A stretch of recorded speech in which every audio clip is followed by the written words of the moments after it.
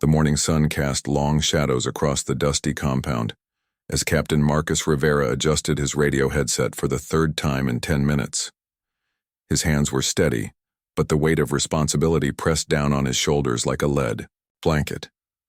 3 months of intelligence gathering had led to this moment, and every detail had to be perfect.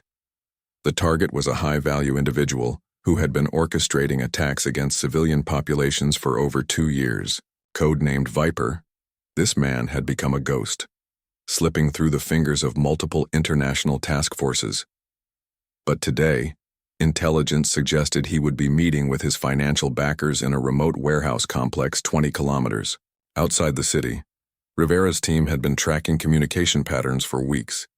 The breakthrough came when they intercepted a series of encrypted messages that revealed Viper's location.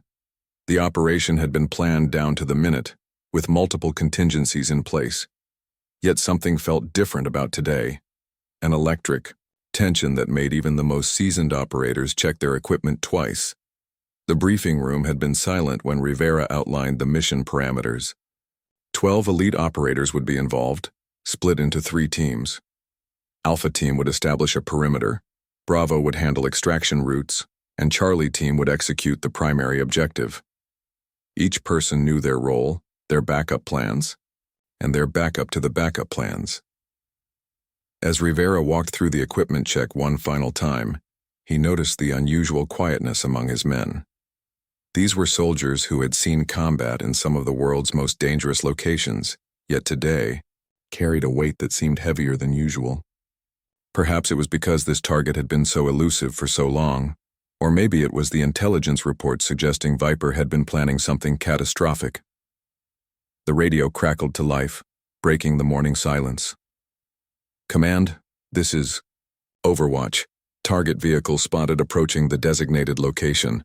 2 black SUVs, armed escort visible." Rivera felt his pulse quicken slightly. After months of preparation, the operation was finally beginning. He gathered his team leaders. Around the tactical display, the warehouse complex sat in an industrial area, surrounded by empty lots and abandoned buildings. Perfect for an operation, but also perfect for an ambush if things went wrong.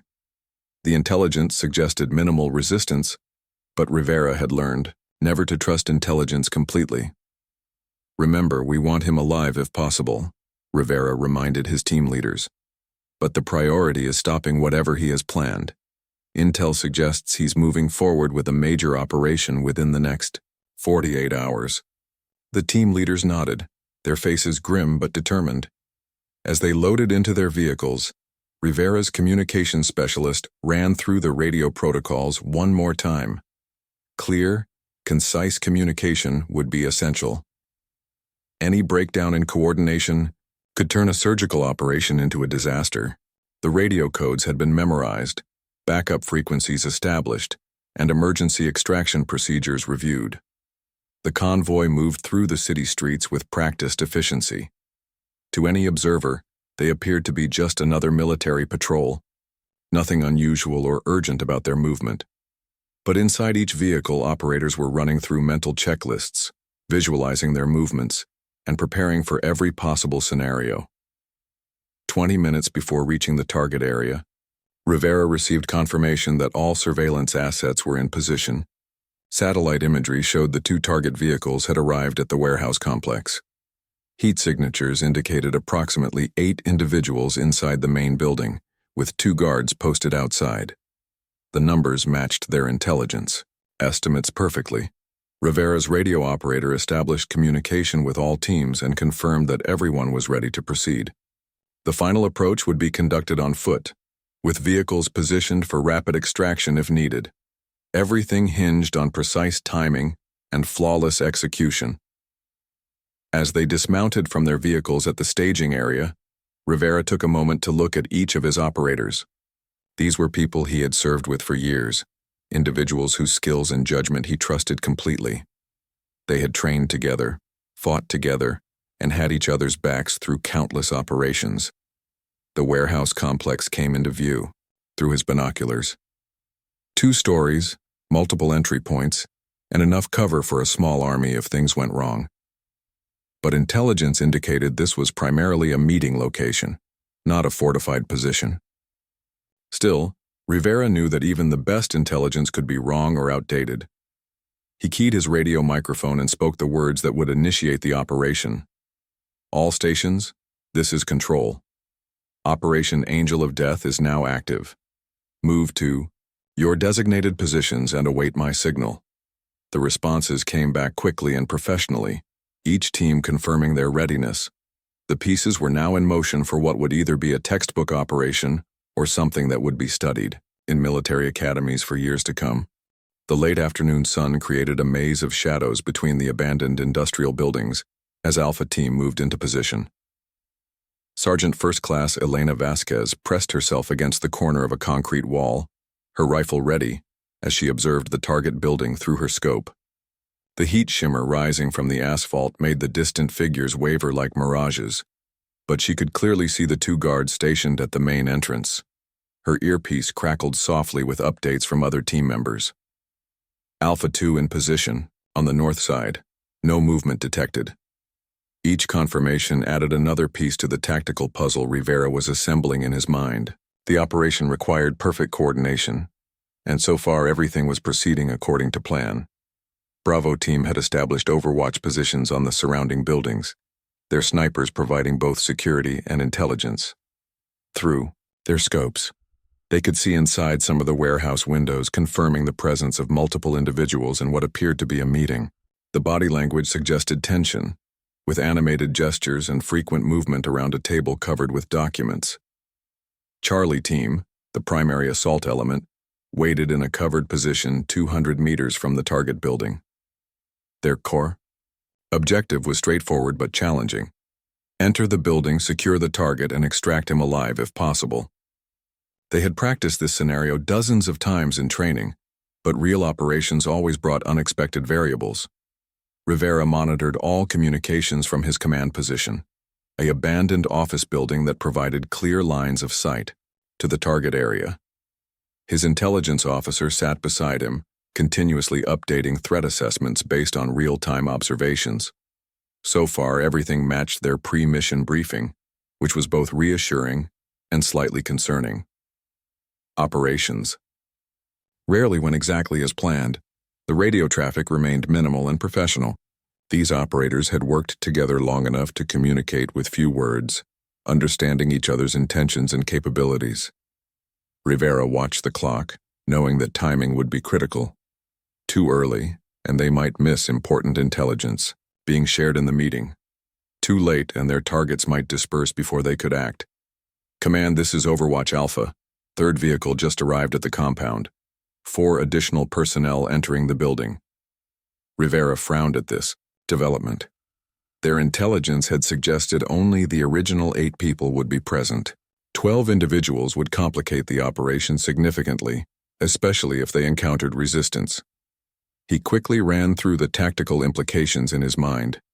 More people meant more potential hostiles, more confusion during the assault, and greater risk of casualties. But it also might mean they were capturing more high-value targets than originally planned. Rivera made the decision to proceed, but with modified rules of engagement. All stations, be advised we now have 12 individuals in the target building. Maintain current positions and wait for my command. The responses were immediate and professional, each team acknowledging the change in circumstances without question or concern. Through his binoculars, Rivera could see increased activity around the building. The guards seemed more alert, and there was frequent radio communication between them and someone inside. This suggested either the arrival of someone important or growing concern about security. Either way, it meant they needed to act soon before the opportunity was lost. The shadows were growing longer as the afternoon progressed toward evening. This worked in their favor, providing more concealment for their approach. But it also meant that if the operation extended past sunset, they would be dealing with darkness and all the complications that brought. Rivera's communication specialist maintained contact with higher headquarters, providing regular updates on their status. Command had made it clear that this operation was a high priority, with significant resources committed to its success. The pressure to succeed was enormous, but Rivera had learned to compartmentalize such concerns and focus on the immediate, tactical situation. Command, this is Charlie Lead. We have movement around the rear of the building. Looks like they're preparing to leave. Rivera felt his pulse quicken. The window of opportunity was closing faster than anticipated. He had to make a decision quickly before their targets dispersed and disappeared again. He keyed his microphone with the authority of years of combat experience. All stations, prepare to execute on my command. Target appears to be preparing for departure. We cannot allow them to leave the compound. The confirmation came back immediately from all teams, their voices calm and professional despite the increasing urgency. Rivera took one final look through his binoculars, assessing the tactical situation. The guards remained in position, but there was definitely increased activity inside the building. Vehicle engines could be heard starting up, suggesting their intelligence about an imminent departure was accurate. This is Control. Operation Angel of Death is now execute. All teams move to your assault positions. The words left his lips with the weight of months of preparation and the hopes of preventing whatever catastrophic plan Viper had been developing. Within seconds, 12 highly trained operators began moving toward their target with the precision of a Swiss watch. Years of training and experience guided their movements as they closed the distance to the warehouse complex. Rivera watched through his binoculars as his people executed the plan they had rehearsed countless times. The real test was about to begin. The first indication that something was wrong came from Alpha 2's position on the north side of the compound. Staff Sergeant Michael Chen had been observing the rear entrance when he noticed the guards suddenly becoming extremely alert, looking directly toward positions that should have been invisible to them. His training kicked in immediately and he whispered urgently into his microphone. Control, this is Alpha 2. Guards appear to be aware of our presence. They're looking directly at our approach routes. Rivera felt ice form in his stomach. Compromised operation was every commander's nightmare, especially when his people were already committed and moving toward the target. The tactical situation deteriorated rapidly. Charlie team, halfway through their approach to the main building, suddenly found themselves exposed as floodlights erupted around the compound perimeter. The abandoned industrial area was transformed into a harsh landscape of bright light and deep shadows, eliminating the concealment they had counted on. All stations, we are compromised. Repeat, we are compromised. Execute immediate action drills and adapt as necessary. Rivera's voice remained calm, despite the adrenaline surge coursing through his system. Years of training had prepared him for exactly this scenario, but that didn't make it any less dangerous for his operators. Charlie Lead, Master Sergeant David Park, made a split-second decision that probably saved his team's lives. Instead of retreating to cover, he ordered an immediate assault on the building before the defenders could fully organize their response. Charlie team, we're going in now. Move, move, move. His team responded instantly, sprinting across the remaining open ground toward the main entrance. The sound of automatic weapons fire erupted from multiple positions around the compound. Muzzle flashes lit up windows in the target building, and Rivera could see his people taking cover wherever they could find it. The surgical operation they had planned was rapidly becoming a full-scale firefight in an urban environment. Bravo team's snipers immediately began engaging targets of opportunity, their precision fire helping to suppress some of the defensive positions. Command Bravo 1. I have multiple shooters in the second-floor windows engaging now. The sound of rifle fire from the overwatch positions provided some relief to the assault teams pinned down in the compound. Rivera's mind raced through the tactical options available. His primary objective was still to capture Viper alive, but the safety of his operators was the top priority. The intelligence failure that had led to this ambush would be investigated later. Right now, he needed to get his people out of this situation intact. Alpha Team, establish a base of fire on the north side. Bravo, continue suppressive fire on all visible targets. Charlie, execute immediate assault and clear that building. Rivera's commands were crisp and clear, despite the chaos erupting around the compound. His operators responded with the professionalism that had made them among the best in the world. The radio traffic increased dramatically as teams reported their status and coordinated their movements.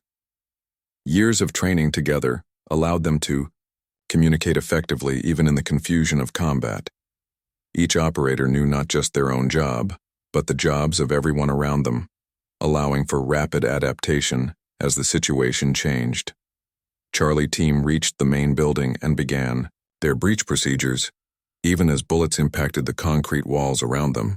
Their explosives expert, Corporal Lisa Rodriguez, placed charges on the main door with steady hands despite the incoming fire. Breach in 10 seconds. All Charlie elements stand by. The explosion that followed was perfectly placed, destroying the door and stunning the defenders inside without bringing down the building structure.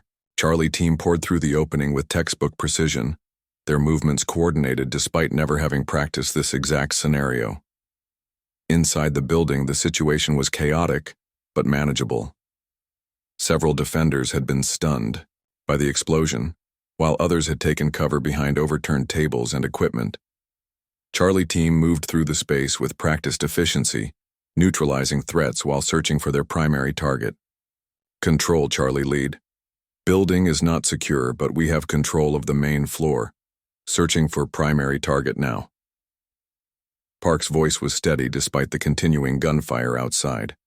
His team had trained for exactly this kind of dynamic entry, and their muscle memory was serving them well. Rivera monitored the situation from his command post, making rapid decisions as new information flowed in. The operation had definitely not gone according to plan, but his people were adapting magnificently. The mark of truly elite operators was their ability to succeed even when everything went wrong. Command Alpha 3, we have movement in the vehicle staging area. Looks like someone is trying to escape in one of the SUVs. Rivera cursed silently. If Viper managed to escape during the firefight, months of intelligence work would be wasted and they would be back to square one. He quickly assessed his available resources and made another command decision. Bravo 2, can you engage the vehicle? The response came back immediately. Negative control. No clear shot due to friendly positions. Rivera knew he needed to make a choice between the safety of his people and completing the mission. The firefight continued to rage around the compound, as Charlie team methodically cleared the building room by room. Each door opened could reveal either cowering civilians or armed defenders, requiring split-second decisions that could mean the difference between success and disaster. Control, Charlie lead. We have located several high-value individuals, but negative on primary target. Continuing search. Rivera felt the familiar weight of command decisions pressing down on him. The operation was far from over, and the most critical moments were still ahead. The second floor of the warehouse had been converted into a maze of offices and meeting rooms, each presenting a potential threat as Charlie team methodically cleared their way through the building. Master Sergeant Park moved with his team through the narrow corridors, their night vision equipment giving them a crucial advantage in the poorly lit interior. Behind them, the sound of the firefight outside continued, but Rivera noticed something troubling in the radio communications. The defensive fire was too organized, too well coordinated for a hastily arranged meeting. This suggested that either their intelligence had been completely wrong, or they had walked into a carefully prepared trap. Control. This is Bravo 1. I'm observing organized withdrawal from multiple positions. These aren't panicked defenders. They're conducting a tactical retreat. The sniper's assessment confirmed Rivera's worst suspicions. Professional soldiers didn't just happen to be at a routine meeting between criminals and their financiers. Charlie team reached the second floor and immediately encountered heavy resistance. Unlike the stunned defenders on the ground floor, these individuals were ready and waiting. The narrow corridors became a deadly game of cat and mouse, with both sides using every piece of cover available. Charlie 2 is down. I repeat, Charlie 2 is down. The call that every commander dreads came over the radio with stark clarity. Corporal Martinez had taken a round to the shoulder and was unable to continue the assault. Park immediately ordered his medic to provide aid while the rest of the team continued clearing rooms. Rivera faced a critical decision. He could order his teams to withdraw and call for reinforcement, or he could continue the operation with reduced capability and growing casualties. The intelligence value of this target weighed against the lives of his operators created a burden that no training could fully prepare someone to carry. Control, Charlie Lead. We found what appears to be a command center. Multiple computers, communication equipment, and intelligence materials, but still no sign of primary target. The discovery suggested this location was more important than their original intelligence had indicated, but without Viper, the mission remained incomplete. They see where radio crackled with reports from Alpha Team, who were still engaged with defenders around the compound perimeter. Their ammunition was running low, and they were requesting resupply or permission to withdraw to more defensible positions. Rivera calculated rapidly, knowing that every decision would have consequences measured in human lives. Alpha Lead, fall, back to rally point Charlie and establish overwatch from there. Bravo Team, adjust fire to support Alpha's withdrawal. Rivera's commands were met with immediate acknowledgement, his operators trusting his judgment even as the tactical situation continued to deteriorate. Inside the building, Charlie Team made a discovery that changed everything. Hidden behind what appeared to be a supply closet, they found a concealed stairway leading to a third floor that didn't appear on any of the building schematics they had studied. Park immediately reported this to Rivera while posting security at the stairway entrance. Control, we have a concealed level that wasn't in our intelligence package, requesting permission to investigate. Rivera knew that this could be exactly where Viper was hiding, but sending his remaining operators into an unknown space was extremely dangerous. The decision was made for him when one of Charlie Team's members detected the faint sound of radio transmissions coming from the concealed level. Someone was up there and they were coordinating with outside forces. This was likely either Viper himself or his immediate security detail. Charlie Lead, you are authorized to investigate but proceed with extreme caution. Unknown floor plan means unknown threats. Rivera's authorization carried with it the weight of responsibility for whatever happened next. Park acknowledged and began moving his reduced team up the concealed stairway. The third floor was completely different from the rest of the building. Instead of the industrial warehouse space below, this level had been converted into what appeared to be a sophisticated command center. Multiple computer screens displayed maps, communication intercepts, and what looked like operational planning documents. Control, Charlie Lead. We've found it. This is definitely more than a meeting location. This appears to be a full operational headquarters. Park's voice carried a mixture of excitement and concern as his team began documenting everything they could see while maintaining security.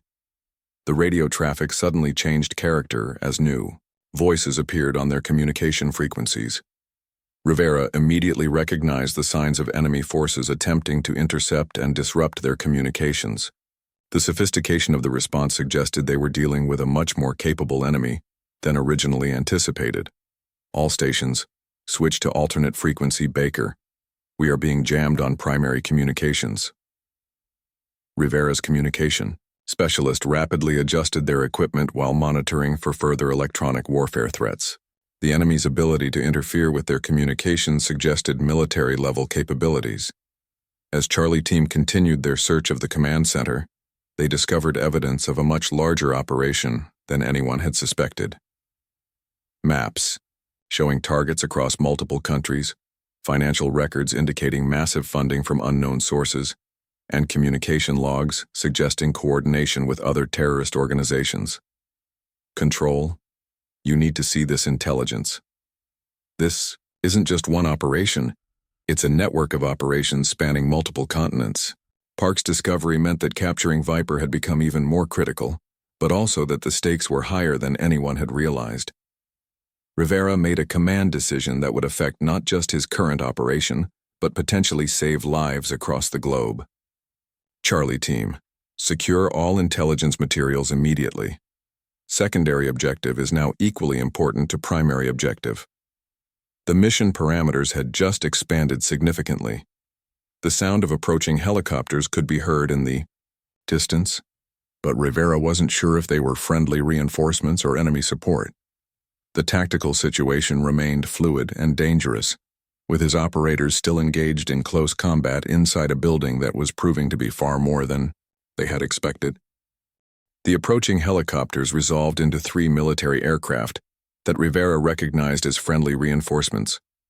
His request for additional support had been approved at the highest levels, bringing with it both relief and additional pressure.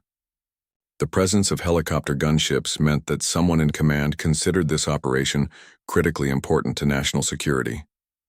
Inside the command center, Charlie team was methodically collecting intelligence materials when Corporal Rodriguez made a chilling discovery. Hidden behind a false panel, she found detailed plans for simultaneous attacks on civilian targets in major cities across 3 countries.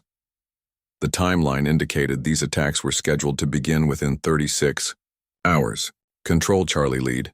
We have intelligence indicating imminent large-scale attacks, multiple civilian targets, coordinated timing, massive casualty potential. Park's voice carried the gravity of the situation as he transmitted images of the planning documents to Rivera's command post. Rivera felt the weight of responsibility multiply exponentially. This was no longer just about capturing one high-value target. They had stumbled onto a plot that could result in thousands of civilian casualties if not stopped immediately. The stakes had risen beyond anything they had trained for or anticipated. The PO radio crackled with a new voice, calm and professional, but speaking in accented English. Unknown forces in the compound. This is Colonel Ashford with the 23rd Special Operations Squadron. We are inbound to provide close air support and additional ground elements. What is your situation? Rivera quickly briefed the incoming commander on their tactical situation and the intelligence they had discovered. The response was immediate and decisive. Copy all information received. This is now a joint operation under emergency authority. We are landing additional operators and intelligence specialists immediately. Within minutes, the compound was swarming with additional special operations personnel. The original 12-man operation had expanded to nearly 50 operators with specialists in communications intercept, computer forensics, and tactical interrogation. The small warehouse complex had become the center of an international counterterrorism operation. Charlie team continued their methodical clearing of the command center, while the new arrivals established security and began processing the intelligence materials. Park's team had found evidence of communication with terrorist cells in London, Paris, and New York, all apparently coordinating for simultaneous strikes. Control, we have located a secure communication room, but it's locked down and appears to have some kind of self-destruct mechanism. Rodriguez reported her discovery with the professional calm that had made her one of the most trusted explosive ordnance specialists in the unit. Rivera authorized her to attempt entry, while the intelligence specialist prepared to copy whatever data they could recover. Time was running short, and every piece of information could be critical to preventing the planned attacks. The breakthrough came from an unexpected source. Alpha Team, now providing perimeter security with the reinforcements, captured an individual attempting to escape through a drainage tunnel that connected to the compound. Under interrogation, this person revealed that Viper had never been in the building at all. Control, this is Alpha Lead. Our detainee indicates the primary target departed the location approximately 2 hours before we arrived. This was apparently a decoy operation designed to capture intelligence about our capabilities. The news hit Rivera like a physical blow, but he quickly adapted to the new reality. The realization that they had been deliberately drawn into this location changed the entire operational picture. Instead of surprising their enemies, they had walked into a carefully prepared intelligence-gathering operation. However, the intelligence they were now collecting might be even more valuable than capturing Viper himself. Rodriguez successfully breached the secure communication room, revealing sophisticated radio and computer equipment still actively monitoring terrorist networks worldwide. The intelligence specialist immediately began downloading terabytes of data, while monitoring ongoing communications between terrorist cells. "This is incredible," whispered one of the intelligence analysts as he scrolled through intercepted messages. "They've been coordinating attacks across 6 countries, with funding sources in 12 different nations. This network is far larger than we ever suspected."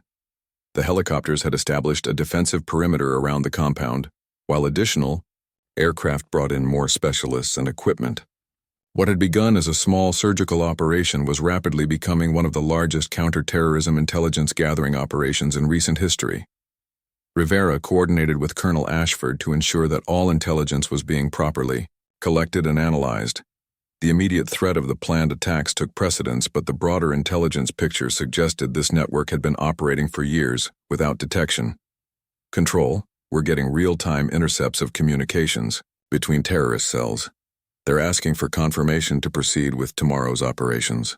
The communications specialist's report indicated that time was running even shorter than they had realized.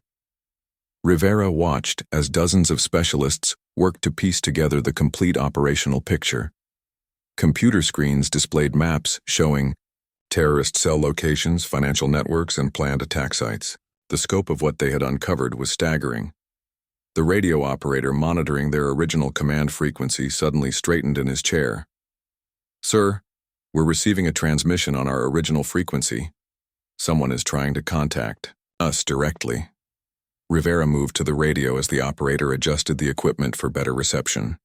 The voice that came through was clear, speaking in unaccented English with what sounded like amusement. "Captain Rivera, this is the individual you have been seeking. I believe you have found my gift to you." The compound fell silent except for the hum of electronic equipment as everyone realized they were listening to Viper himself, speaking directly to them from an unknown location.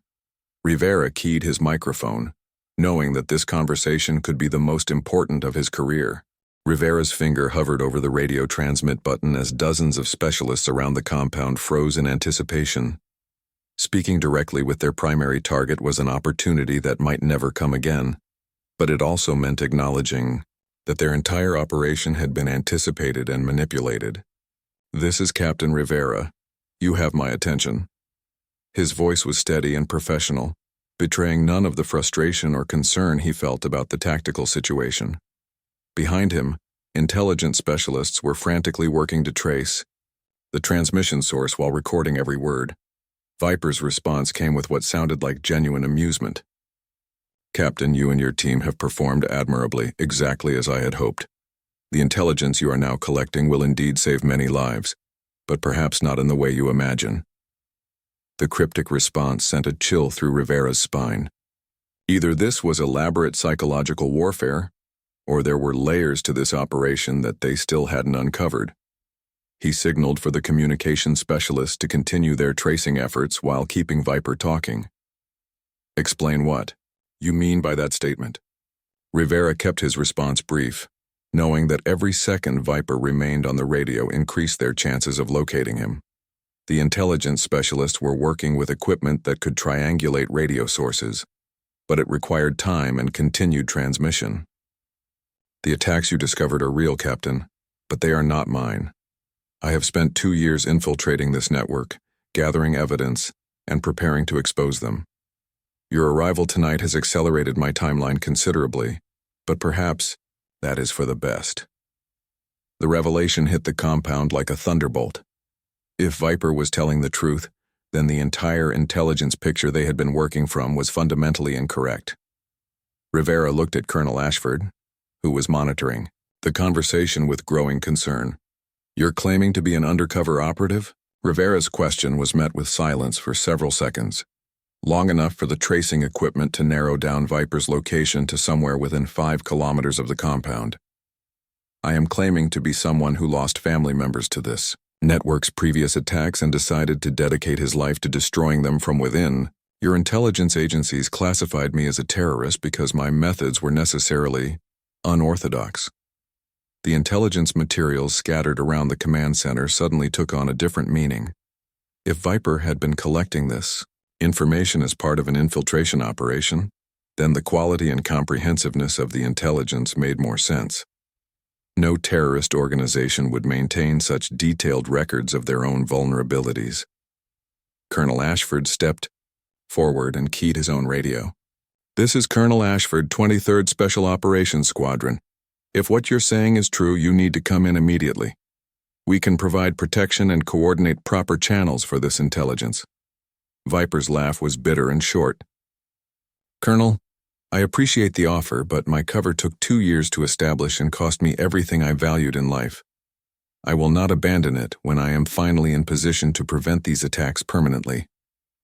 Rivera realized they were dealing with either a deep-cover operative whose mission had never been officially acknowledged, or someone whose personal vendetta had accidentally aligned with national security interests. Either way, the immediate priority was preventing the planned attacks. "What do you need from us to stop tomorrow's operations?" Rivera's question cut through the philosophical implications and focused on the immediate tactical requirements. The intelligence you have collected contains the complete network structure, funding sources, and communication protocols. Your analysts will need approximately 4 hours to process it completely. In the meantime, I will be neutralizing key network nodes to prevent the attacks from proceeding. The radio fell silent for a moment before Viper's voice returned, more serious than before. "Captain, there is something else you need to know. This network has been receiving intelligence about your operations from someone within your command structure. Tonight was a test to confirm the source of that intelligence leak." Rivera felt ice form in his stomach as the implications became clear. Someone with access to their operational planning had been feeding information to the terrorist network. The sophistication of the ambush they had walked into suddenly made perfect sense. "Colonel Ashford, we need to secure all communications immediately and begin counterintelligence procedures." Rivera's command was met with immediate action as specialists began implementing security protocols they had hoped never to use. The final transmission from Viper came just as the sun was setting over the compound. "Captain Rivera, Colonel Ashford, the intelligence you have recovered tonight will prevent thousands of casualties, but only if you can identify and neutralize the source of the security breach within your own organization. I will continue my mission until the network is completely destroyed." The radio went silent, leaving the compound full of specialists working frantically to process the intelligence and identify the source of the security leak. Rivera looked around at the controlled chaos of the operation, knowing that while they had failed to capture their original target, they had potentially prevented one of the largest terrorist attacks in recent history. Colonel Ashford approached Rivera as the intelligence analysts continued their work. "Captain, regardless of who Viper really is or what his motivations are, the intelligence we've recovered is invaluable. Your operation tonight may have saved more lives than we'll ever be able to count." Rivera nodded, but his mind was already moving to the next challenge. Somewhere within their command structure was a traitor who had been feeding information to terrorists. Finding that person would be their next mission, and perhaps their most important one. As the helicopters prepared to transport the recovered intelligence back to headquarters, Rivera took one last look at the compound where his small surgical operation had become something much larger and more significant. The codename Angel of Death had been chosen for its psychological impact, but it had turned out to be more prophetic than anyone had imagined. The mission was complete, but Rivera knew that the real work was just beginning.